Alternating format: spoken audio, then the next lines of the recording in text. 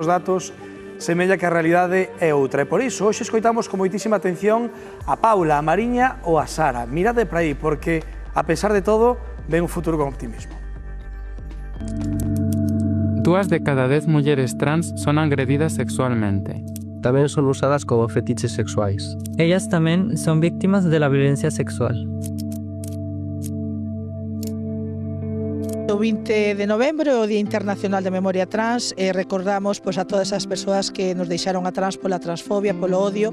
É un día moi importante para nós porque é importante as vidas trans, temos que recordalas sempre, pero sobre todo aquelas que foron pioneiras e que desgraciadamente xa non están aquí. E de aí ven esta idea de Arelas de facer esa campaña que lle chamamos Ser trans non debería doer. 281 persoas trans foron asesinadas no último ano por ser trans. Destes datos, o 90% mulleres trans e o 85% son persoas racializadas. Por iso tamén non só é importante neste mes o 20N, sino tamén o 25N, para que recordemos que a violencia de xénero tamén golpea e moi duramente cara as mulleres trans. E, bueno, falando de comunidade, aquí temos un exemplo de ter rapazas maravillosas que son amigas, apóianse, axúdanse. Estar con xente que te entende, sabe que é pasar as mesmas cousas, o mellor dolores diferentes, situacións parecidas, ver que hai alguén que te entende, agradece moito, é en comunidade moito mellor. Eu transicionei mentres facía a carreira, as miradas pola rúa, todo é un pouco duro, sobre todo ao principio, logo xa acabas tirando para adiante, gañando confianza e o acabas sacando. Ca sociedade, cal foi o paso máis complicado?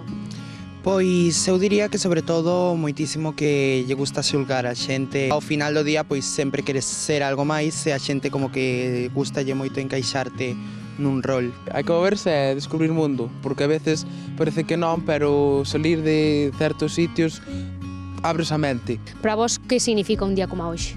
Pois eu creo que mo tomo máis ben como un día de celebración. Hai que lembrar obviamente a todas as persoas que estiveron aí para loitar por nós e para chegar ao punto no que estamos hoxe, pero sí que é verdade que tamén hai que ter esa mentalidade positiva de estamos aquí, gracias a Dios temos estes días para visibilizarnos.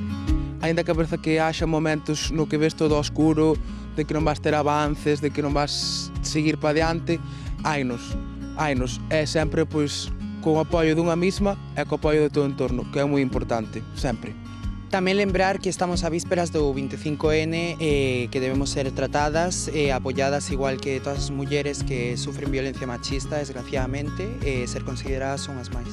Tamén pareceme moi importante recalcar que antes de ser trans tamén somos persoas. Se separasen igual a coñecer a persoas trans, a ver que somos persoas nos máis corrientes, pois igual axudaría a quitar un pouco todos eses prexuizos, esas ideas que teñen preconcebidas que son totalmente erróneas.